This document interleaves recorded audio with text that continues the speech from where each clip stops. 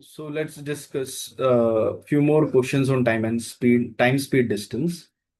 Okay. So whatever we have covered, जो भी previous video में हमने whatever we covered, उससे थोड़ा सा आगे more complex situation, or so that you can learn new things from the video. Okay. So let's take one new question. Okay. The question number one of the day is, uh, here if you will read it properly, then you will analyze one thing.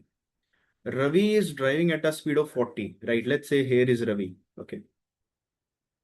Now, Ravi is driving at a speed of 40 kilometer per hour. Okay. And Vijay is 54 metre behind Ravi. मतलब मान लो इधर है Vijay 54 metre behind Ravi.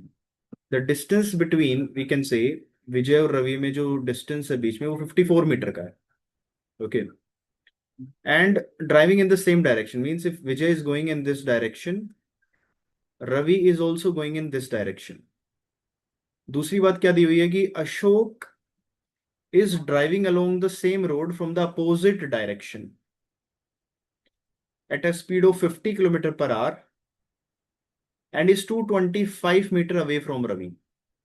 Means somehow you can say here is the Ashok. Okay. And coming with a speed of 50 km per hour. Okay. And the distance between Ravi and Ashok is given to you 225 meter. Okay. And we need to identify the speed of Vijay. Means let's say this is S. Okay. You need to identify the speed of Vijay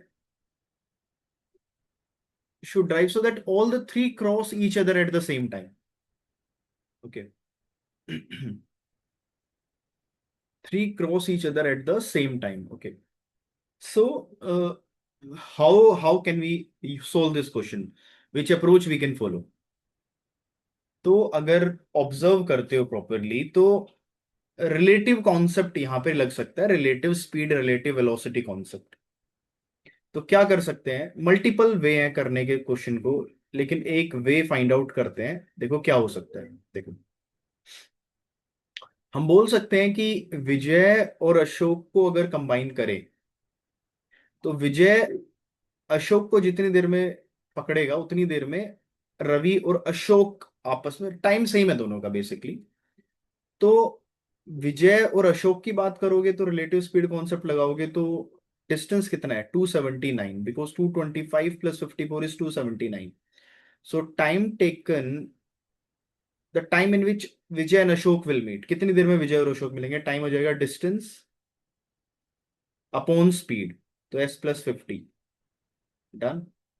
यहाँ पे ये problem नहीं है क्योंकि ये metre में है, ये किलोमीटर पर आवर में है.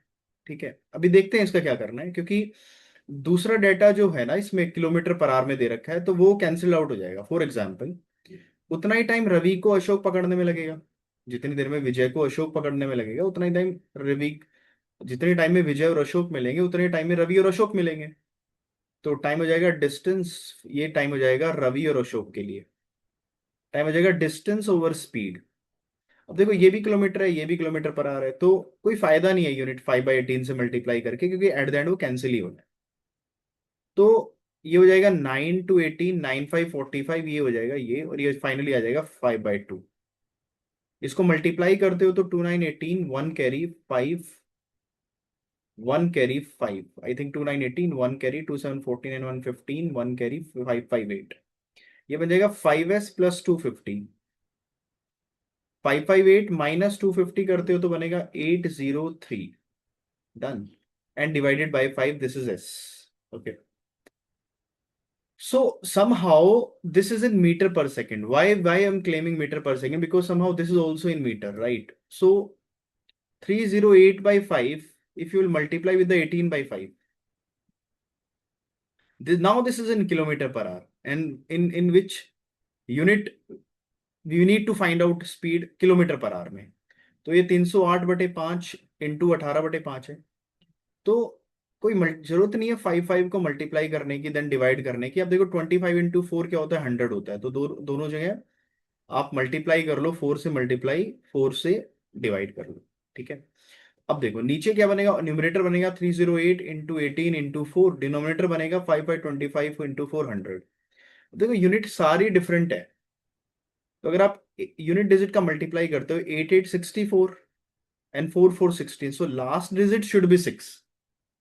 So it means we have only one option in which last digit is 6, और वो हमारा है 61.6, और वही इस क्वेश्चन का आंसर है। Okay, so let's move toward the point number 2। दूसरा पॉइंट ये है, ठीक है। दूसरा क्वेश्चन जो हमारे पास है वो क्या है, दो प्लेस हैं ए और बी,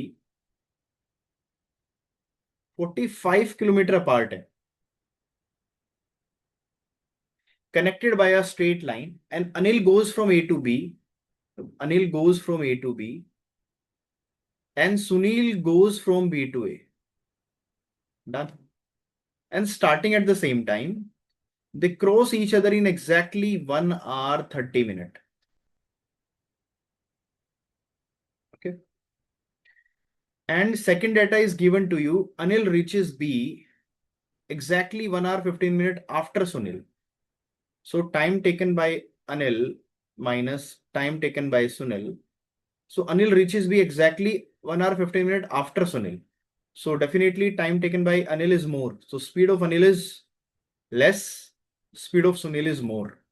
तो ये जो डिस्टेंस है, ये डिफरेंस दे रखा है टाइम का, 1 hour 15 मिनट, मतलब 60 और 15 बनता है 75, मतलब 75/60। Done. And time taken by A find out करना है अगर, तो मान लो ये S1 है, ये S2 है, तो टाइम टेकन बाय अनिल हो जाएगा time is distance over speed,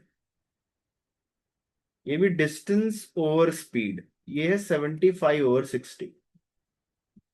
दोबारा जो प्रीवियस क्वेश्चन में कॉन्सेप्ट लगाया रिलेटिव स्पीड का, वो यहां लगा लो, क्या बनेगा, अनिल और सुनील मिल रहे हैं आपस में 1 hour 30 मिनट के बाद,